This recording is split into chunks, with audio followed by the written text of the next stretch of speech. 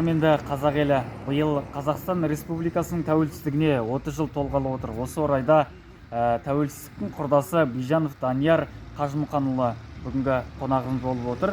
Енді Данияр мырза, тәуелсіз құрдас деп бүгін шақырып отқан жайымыз бар. Енді кішігірім өзіңіздің туып өскен жеріңіз жайлы, қай жерде оқыдыңыз, қай жерде қызмет жасайсыз, сол жайлы кішігірім мағлұмат айтып өтсеңіз. Рахмет.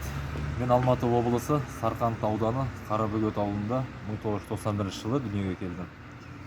Бұдан Қарабөгет ауылдық Әл-Фараби орта мектебінің 11 жылдық сыныбын тәмамдап, Сарқан аудандық гуманитарлық колледжінің 4 жылдық білімін алып, музыка мамандығы бойынша ауылымызда Қарабөгет ауылдық Әл-Фараби орта мектебінде 3 жыл ұстаздық қызметімді атқардым. Енді Данияр мырза, қанша дегенмен тәуелсіздік құрдас деген қанша дегенмен де бөлек адамға серпін береді, мысалы жауапкершілік болады деген сияқты сондай ерекшеліктер болуы мүмкін ғой. Енді осы бір жыл аралығында сізде қандай жетістіктер болды, осы жұмыс барысында болсын?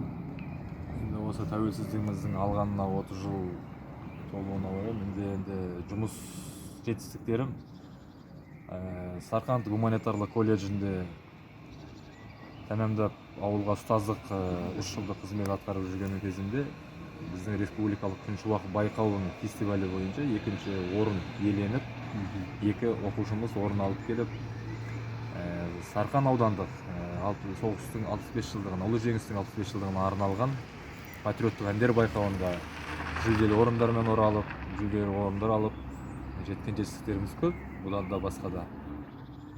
Тамаша. Енді алар асу, жетер биік бағындырушылардың әлі алда ғой. Табыс тілейміз жұмысыңызға.